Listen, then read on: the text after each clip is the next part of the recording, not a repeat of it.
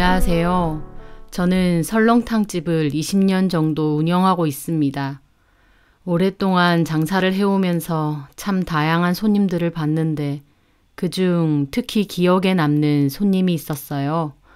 저와는 음식점 주인과 손님 그 이상이었던 그 손님의 이야기를 하려고 합니다. 그때는 10년 전이었습니다. 저는 여느 때와 다름없이 가게 준비를 하고 있었죠. 저는 아내와 설렁탕 식당을 운영했는데요. 아내와 제 사이에는 자식이 없습니다. 가져보려고 노력했지만 잘 안 됐고 결국 둘이서 살고 있죠. 남들이 자식이 없어서 많이 아쉽고 쓸쓸하겠다지만 꼭 그렇지도 않습니다. 저나 아내나 워낙 친구처럼 사이가 좋다 보니 가게 운영하면서 내내 붙어 있어도 늘 재밌게 잘 지냈거든요. 자식 없어도 서로 돌봐주면서 몸 건강하게 성실하게 일했고 앞으로도 둘이서 오손도손 이렇게 살자 다짐했지요. 한 곳에서 오래 장사를 하다 보니 단골 손님이 많은 편인데요. 그 남자 역시 이따금씩 저희 가게를 찾는 30대 중후반 정도 되는 남자였어요. 옷을 굉장히 멀끔하게 입었는데 딱 봐도 비싸고 좋은 옷 같았습니다. 그런 옷을 잘 빼어 입고서도 투박한 저희 가게를 잘 오는 걸 보니 성격은 꽤나 수더분한 편인 것 같았죠. 전에 가게 앞에 주차를 하고 들어오길래 보니 차도 비싼 외제차더라고요. 그 남자는 저희 집에 혼자서 올 때도 있었고 친구들을 데리고 올 때도 있었습니다. 전에는 친구들을 우르르 데리고 와서는 사장님, 여기 맛있어서 제가 친구들한테 추천해서 데리고 왔어요. 맛있게 부탁드립니다. 그렇게 넋살을 떨더라고요. 저도 웃으면서 그랬죠. 특별히 더 신경 써야겠네요. 제 친구들도 먹어보면 다 단골될 거예요. 그렇게 친근감 있는 얼굴로 한 번씩 와서 얼굴을 익히 알고 있던 그 남자. 그런데 언젠가부터 저희 식당에 아예 안 오더라고요. 한 번씩 오던 손님들이 안 오면 주인 입장에선 기다려지기도 하고 궁금하기도 하거든요. 혹시 무슨 일이 있나 걱정도 되고요. 물론 일이 있어서라기보다는 그냥 안 오는 경우가 훨씬 많죠. 우리 식당 말고 더 맛있는 곳을 찾았을 수도 있고 이제는 별로 안 먹고 싶어질 수도 있으니까요. 그래도 오다가 안 오는 손님이 있으면 궁금하기도 해서 아내와 그런 얘기를 할 때도 있습니다. 그 남자 손님, 친구들 한 번씩 데리고 왔던. 알지. 옷 멀끔하게 입고 다니고.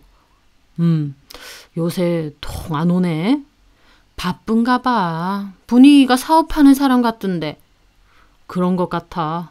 차도 좋은 차더만, 젊은 친구가. 그래? 언젠간 또 오겠지. 그렇게 지나가는 소리로 얘기하고 말았죠. 그런데 어느 날이었습니다. 마감 시간이 다 되어갈 무렵 그 남자가 저희 가게를 불쑥 들어온 겁니다. 아직 영업시간이긴 했지만 마감 시간이 다 돼갈 무렵이라 다른 손님은 없었죠. 안녕하세요. 아이고, 오랜만이네요. 반갑더라고요. 마침 궁금했는데 그렇게 찾아와 주니까요. 잘 지내셨죠? 많이 바빴나 봐요. 근데 어떻게 이 시간에 와요? 밥 시간도 한참 지났는데. 혹시 설렁탕 안 되나요? 돼요. 아직 불 안 껐어. 근데 아직 저녁도 안 먹었어요? 그렇게 됐습니다. 기다려요. 예. 그런데 그날따라 그 남자가 참 이상해 보였습니다. 평소에는 활기차고 씩씩해 보이던 사람인데 그날은 얼굴이 푸석푸석 까칠해 보이고 너무 어둡더라고요. 사람 기운이. 옷은 여전히 좋은 옷이었지만 평소에 단정한 매무새와 달리 까치집 같은 머리도 그렇고 얼굴도 그렇고 몹시 지쳐 보이고 힘들어 보였습니다. 저기 사장님, 소주도 한 병 주시겠어요? 예, 잠시만요. 저는 소주도 갖다 주었죠. 갈 때 대리기사 필요하면 얘기해요. 명함 줄 테니까. 괜찮습니다. 차 없는데요, 뭐. 아, 그래요? 차는 두고 왔나 생각했죠. 저는 그리고 밑반찬을 갖다 주고 돌아섰습니다. 무슨 일 있나 괜히 신경이 쓰이더라고요. 남자는 어두운 얼굴로 소주만 연거푸 마시는데 평소와 다른 분위기에 자꾸만 눈길이 갔죠. 잠시 후 설렁탕을 가져다 줬고 남자는 설렁탕을 안주 삼아 술을 마셨어요. 그렇게 소주도 두어 병 혼자 마셨는데 그 모습이 영 안 좋아 보여서 슬슬 걱정되더라고요. 기분 좋게 마시는 것도 아니고 많이 괴로워 보였으니까요. 걱정이 돼서 그만 마시라고 말릴까도 생각도 했지만 식당 주인과 손님일 뿐인데 그럴 수도 없었죠. 그러다 저희 마감 시간이 다 돼서 그 김에 말을 했습니다. 저기 손님, 저희 곧 마감이 다 돼서요. 아, 그렇죠. 지금 바로 닫으셔야 되나요? 이제 대강 정리하고 문 닫아야죠. 괜찮다면 정리하실 동안 조금만 더 있어도 될까요? 소주도 좀 남았고. 아, 정리하면 먼지도 날리고 할 텐데 괜찮겠어요? 그런 건 괜찮습니다. 그러세요, 그럼. 저는 그렇게 말하고 가게 안을 대강 정리했습니다. 아내는 주방 정리를 했고요. 남자를 힐끗힐끗 보니 얼굴에는 참 깊은 우울과 괴로움이 가득하더라고요. 무슨 일일까? 저 사람 괜찮을까? 걱정이 되고 마음이 불편했죠. 그렇게 저는 정리를 하다가 아내가 불러서 주방으로 들어갔을 때였습니다. 아내와 같이 솥을 바닥으로 내려놓고 있던 찰나였어요. 밖에서 우당탕 하고 의자 넘어지는 소리가 나더군요. 뭔가 싶어서 급하게 나갔는데 좀 황당했습니다. 그 남자가 홀에 없었던 겁니다. 의자까지 뒤로 넘어져 있고요. 급하게 뛰쳐나가면서 넘어진 것 같은 의자만 덩그러니 있고 그 바람에 테이블 위에는 쓰러진 소주병에서 흘러내린 소주가 흥건하더군요. 저는 처음에 혹시 토하러 간 건가 싶어서 놀라서 밖으로 나가봤습니다. 등이라도 두드려 주려고요. 그런데 밖에 나가봐도 그 남자는 없더군요. 아예 감쪽같이요. 그 순간 알겠더군요. 음식값을 내지 않고 도망갔다는 것을요.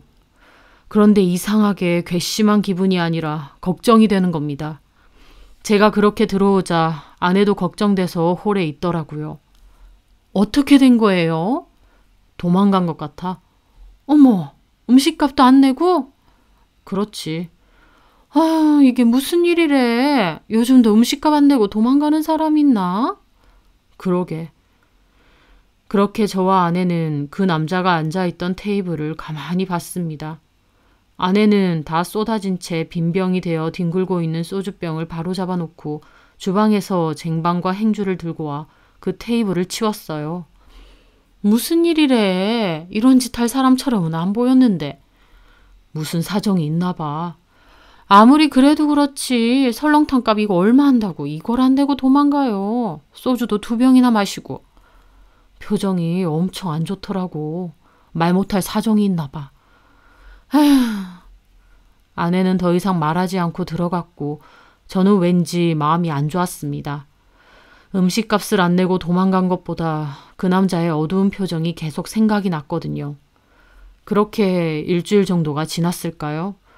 여느 때와 다름없이 마감 준비를 하던 어느 날 밤 그 남자가 다시 가게를 찾은 겁니다.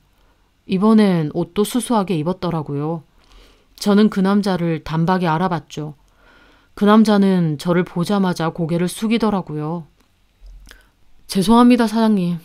그때 못 내고 간 설렁탕 값이랑 소주값 계산하려고요. 그러면서 돈을 손에 쥐고 있더라고요. 그런데 참 이상했습니다. 괜찮다고 말하고 돈을 그냥 받으면 됐는데 왠지 그 돈을 받으면 안 될 것 같았어요. 그 남자 손님, 그때는 표정이 더 안 좋고 어두웠거든요. 이런 말 좀 그렇지만 그 모습이 마치 마지막을 정리하는 사람처럼 보일 정도라고나 할까요? 죽음을 생각하는 사람에게서 느껴지는 그 어둡고 강한 기운이 느껴졌습니다. 저도 제가 살면서 그런 느낌을 받는 일이 생길 줄은 몰랐네요. 하지만 분명 그 남자의 분위기가 달랐습니다. 저는 일단 말했죠. 식사는 했어요? 예? 그 남자는 저를 멍하게 보더라고요. 일단 앉아요. 아닙니다, 사장님. 저 가봐야 됩니다. 아이고, 식사라도 하고 가요. 아니요, 괜찮습니다. 에헤이, 일단 앉아요. 딱 봐도 뭐 안 먹은 것 같은데. 여보, 여기 설렁탕 한 그릇. 저는 그 남자를 거의 강제로 앉히다시피 했죠. 남자는 손에 돈을 쥐고 손사래를 치다가 결국은 그냥 무력하게 앉더라고요. 그리고는 무슨 가시방석이라도 앉은 양 불편해하는 겁니다. 그러면서 한다는 소리가 제가 그때 그렇게 도망가서 황당하셨죠. 그러길래 제가 그냥 아무렇지 않게 말했습니다. 식당 하면서 그런 손님들 한 번씩 있어요. 또 손님께서는 우리 집 몇 번 왔었잖아. 내가 얼굴도 알고 있고. 괜찮아요. 죄송합니다. 괜찮다니까요. 게다가 이렇게 다시 왔으면 됐어요. 잠시 후 음식이 나왔고 저는 반찬도 푸짐하게 담아줬습니다. 자, 따뜻할 때 한 그릇 먹어요. 혹시나 저녁 먹었어도 원래 그 나이 땐 또 먹어도 돼.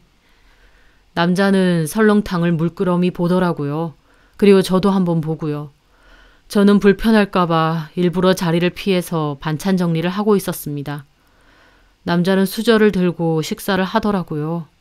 콧물 훌쩍거리는 소리도 들렸는데 그냥 모른 척 했습니다. 그렇게 식사가 다 끝났고 남자는 자리에서 일어나더라고요. 저기 이거랑 오늘 먹은 거 됐어요. 그냥 가요. 예? 오늘은 내가 그냥 한 그릇 대접하고 싶었어. 우리 집 많이 왔잖아요. 아, 아닙니다. 그러시면 안 되죠. 저번에도 괜찮아요. 내가 자식은 없지만 아들처럼 느껴져서 그래. 그냥 넣어두고 다음에 또 와요. 친구들 데리고 한번 팔아주러 오던가. 제 말에 그 남자는 저를 가만히 보더라고요. 저는 그 남자가 쥐고 있는 돈을 억지로 그 남자의 호주머니에 넣었습니다. 조심히 가요. 다음에 꼭 식사하러 와야 돼요. 남자는 가만히 있다가 고개를 끄덕이더라고요. 잘 먹었습니다, 사장님. 그렇게 남자는 조용히 가게 밖을 나섰어요. 무슨 일인지 알 수 없지만 도저히 그 사람에게서 돈을 받을 수가 없었고 어떤 일이든 잘 해결해서 씩씩하게 다시 밥을 먹으러 왔으면 좋겠다 생각했죠. 하지만 그 후에 그 남자를 다시 볼 순 없었습니다. 참 걱정되고 한 번씩 떠오르더군요. 다시 우리 가게를 찾지 않는 이유가 좋지 않은 이유는 아니었으면 좋겠다 생각하면서요. 그렇게 시간이 흘러 10년이라는 세월이 흘렀습니다. 저희는 같은 자리에서 장사를 하고 있었어요. 그런데 문제가 생겼습니다. 저희 가게가 있던 건물의 주인이 바뀌게 된 것이었죠. 건물주는 어느 건설회사였습니다. 말은 건설회사인데 하는 짓은 완전 양아치들이더군요. 주인이 바뀌고 몇 개월 뒤 다짜고짜 저희 보고 계약 해지하고 나가달라고 했습니다. 저희는 당연히 안 된다고 했죠. 여기서 계속 장사를 해왔는데 나가라고 하니까요. 아마 자기들이 저희 가게에서 뭘 하려는 모양이더라고요. 제가 안 된다고 하니 계약 기간을 2년으로 줄이자고 하는 겁니다. 임대차 보호법이 있어서 임대 기간이 5년 되지 않느냐 따졌죠. 하지만 그쪽에서는 콧방귀 끼더군요. 건물 안전상 공사가 필요해서 그것 때문에 2년으로 전환하는 거라는 핑계를 대면서요. 저희도 못 나간다 하니 그때부턴 완전 똥배짱으로 나오더군요. 법적으로 소송할 거면 해보라며 자기들은 건설회사다 보니 재건축이나 명도 관련해서 일 봐주는 전문업체가 많다면서 어디 해보라 하면서요. 법을 교묘하게 비켜서 자기들이 할 수 있는 건 할 거라는데 참 억울했습니다. 힘없고 빽없는 사람은 그렇게 나가달라면 나가줘야 하는 건지. 저희도 이런저런 방법을 찾으며 버티고 또 버텼지만 갖은 수를 다 쓰더군요. 매장 앞에 폐자재를 놓겠다는 통보도 하고요. 게다가 실제로 놓아서 업무방해로 고소하고 나니까 그제야 철거를 하기도 했습니다. 그동안은 가게 입구가 막혀 있다 보니 저희 가게가 영업 안 하는 줄 알고 손님들도 많이 떨어져 나갔고요. 세입자 보호하는 법도 많다고는 하지만 막상 제가 겪어보니 법은 멀고 갑질은 참 가깝더라고요.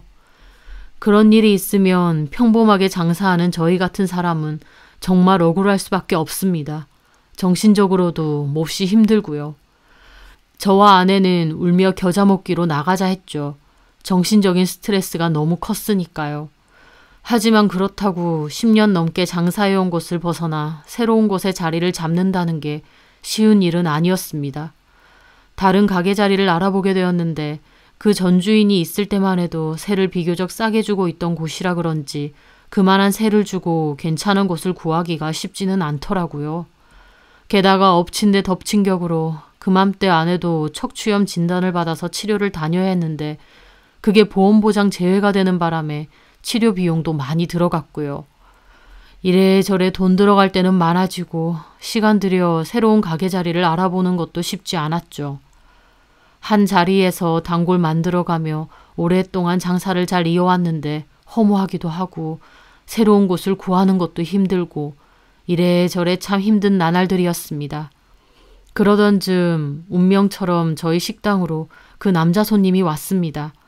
처음에는 한 번에 못 알아봤어요. 그 손님이 저희에게 먼저 인사를 하더라고요. 안녕하세요, 사장님. 잘 지내셨죠? 아, 예. 저는 한 번에 못 알아보고 전에 왔던 손님인가 생각하며 약간 갸웃한 기분이었죠. 그 손님은 제 반응에 웃으며 말하더라고요. 너무 오래전이라 저 기억 안 나시죠? 아휴, 미안합니다. 혹시 전에 오셨던 손님이신지. 저 전에 설렁탕이랑 소주 먹고 돈 안 내고 도망갔던. 그 말을 하는 순간 기억이 탁 나더라고요. 그리고 너무 반가웠습니다. 그날 이후 안 오는 이유가 안 좋은 이유는 아니길 바랬는데 이렇게 나타났으니까요. 저는 그 손님 손까지 잡으며 반가워했죠. 가게 손님이기 전에 일단 너무 밝아진 얼굴과 행색으로 이렇게 다시 찾아와 줬다는 게 참 고맙더라고요. 아유, 반가워요, 반가워. 세상에.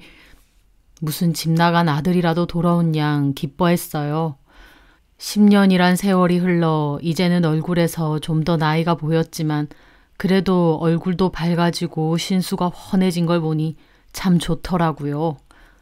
기억나세요? 나다마다 그날 이후로 안 와서 걱정 좀 했어요. 죄송해요. 다시 온다고 약속드려놓고 많이 바쁘기도 했고 또 그간 외국에서 지내기도 했고요. 아, 그랬군요. 1년에 한국에서 지내는 시간이 길지 않았거든요.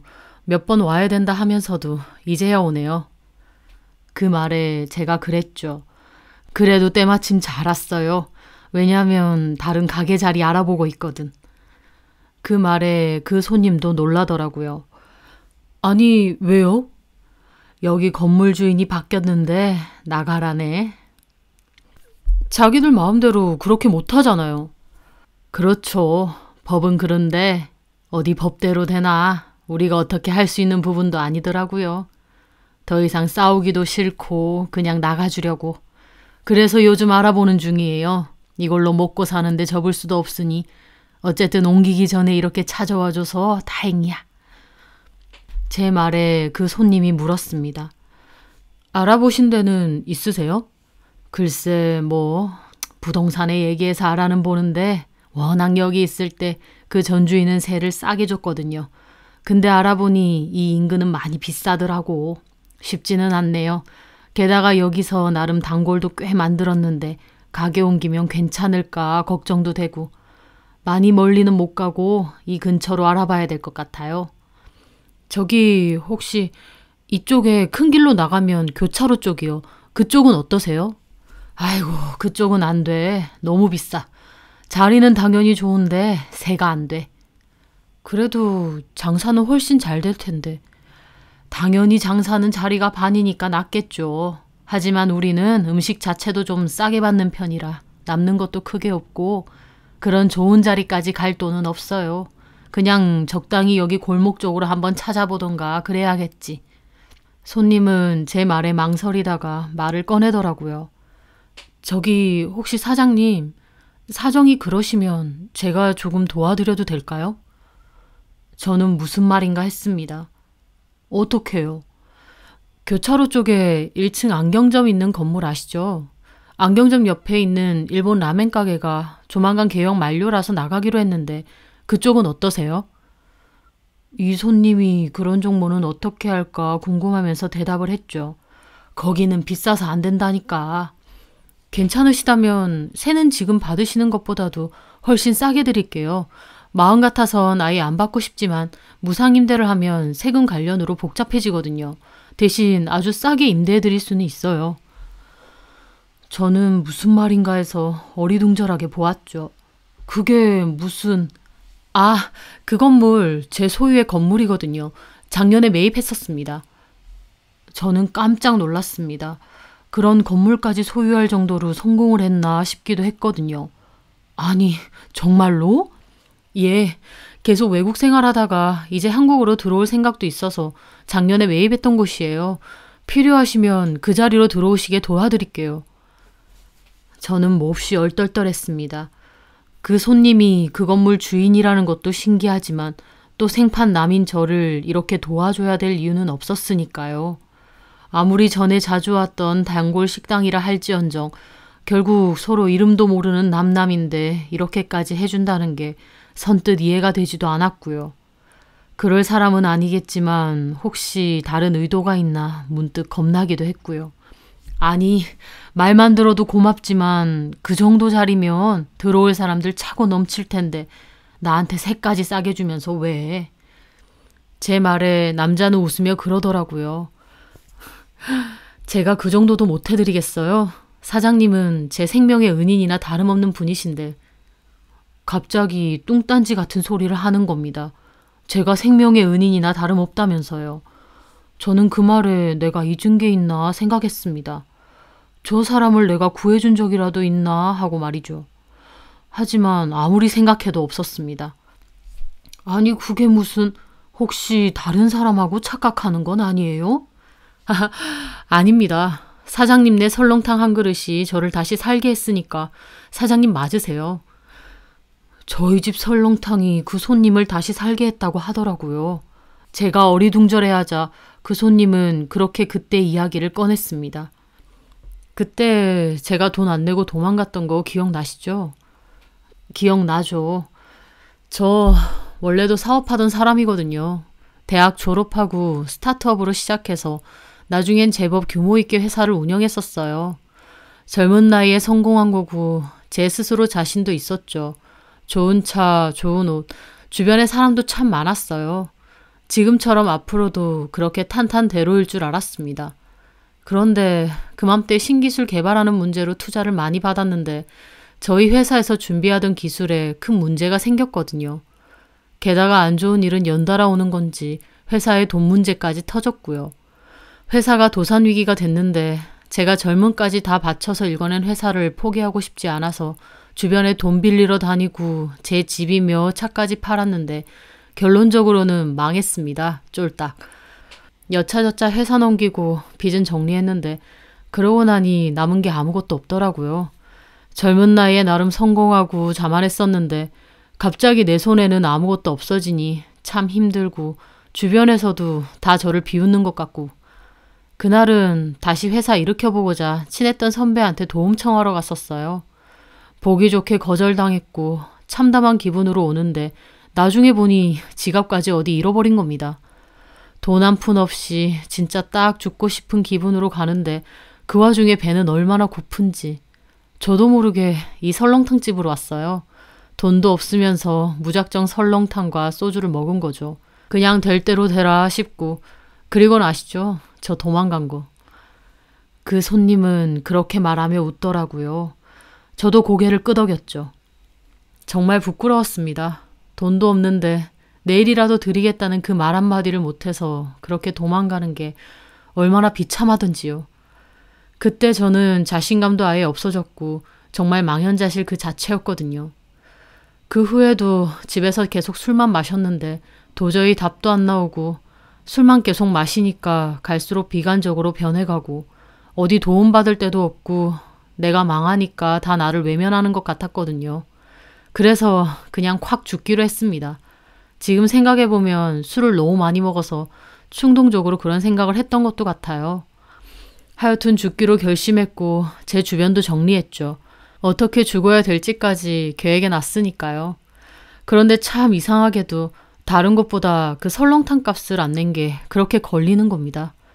어차피 죽을 거 그런 게 뭐가 중요하나 싶으면서도 이상하게 그건 꼭 갚아야겠더라고요. 그래서 그렇게 다시 찾아갔어요. 참 발걸음이 무겁더라고요. 사장님도 사모님도 어떻게 밥 먹고 돈도 안 내고 도망가느냐 하실 것 같기도 하고 그런 소리를 들으면 너무 부끄러울 것 같고 그런데요. 그런 저한테 돈도 안 받으시고 오히려 설렁탕 한 그릇 먹고 가라고 하셨어요. 저한테 질책도 없으셨고 그럴 수 있다며. 아들 같다며. 설렁탕 한 그릇 먹고 꼭 다음에 오라고 하셨어요.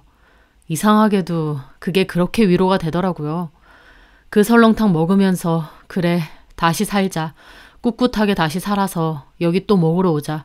그때는 웃으면서 사장님께 이 얘기 다시 할 수 있게 그렇게 오자. 그런 생각이 들었습니다. 지금 생각해도 신기해요. 설렁탕 한 그릇에 죽으려고 준비하고 결심했던 내 마음이 그렇게 무너졌다는 게요. 그전까진 정말 확고했거든요. 사실은 누군가 잡아주길 바랬나 봐요. 정신 차리라고. 실패 없는 사람이 어딨느냐. 아직 젊으니까 다시 일어나라고. 그렇게 위로해 주길 바랬나 봐요. 그 설렁탕 먹고 집에 가는데 눈물이 얼마나 나는지 그 길로 술 싹 치우고 정신 차렸습니다.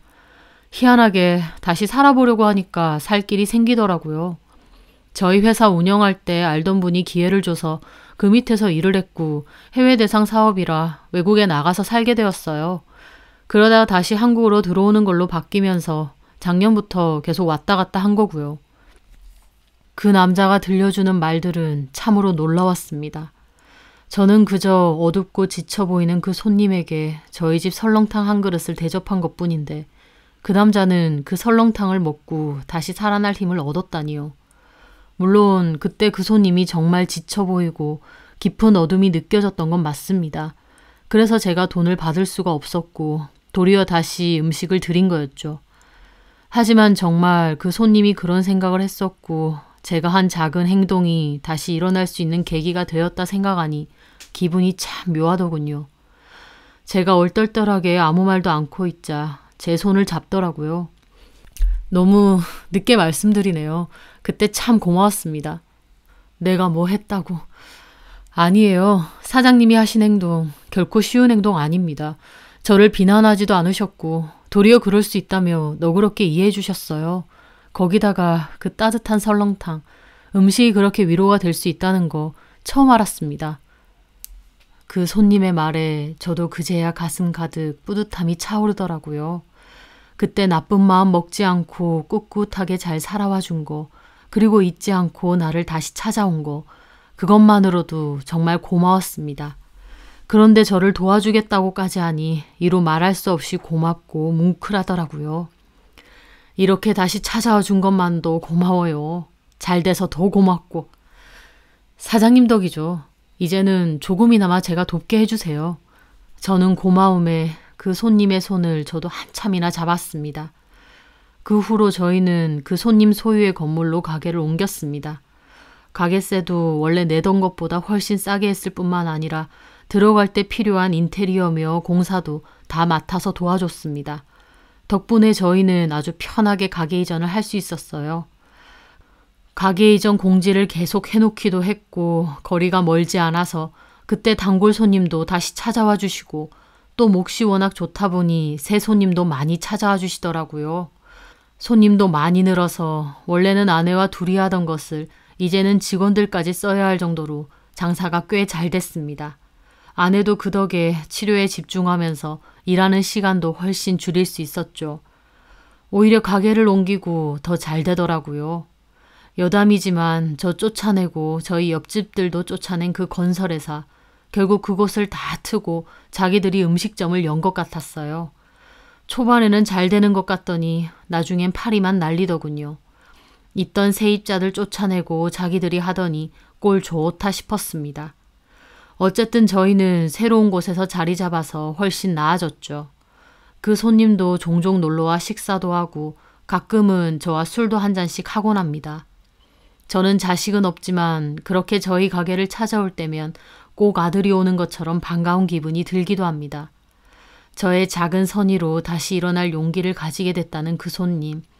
저 역시도 너무 힘들었던 그때 그 손님의 이야기를 들으며 더 열심히 살아야겠다는 의지를 다지게 되었죠. 누군가에겐 고작 설렁탕 한 그릇일지언정 또 누군가에겐 다시 일어날 수 있는 힘이 됐으니까요. 참 고맙고 귀한 인연이라 생각합니다. 작은 선의 하나가 누군가에겐 다시 살아갈 힘이 될 수도 있다 생각하면 늘 좋은 마음으로 세상을 살아야겠다 생각합니다. 제 사연 들어주셔서 감사합니다.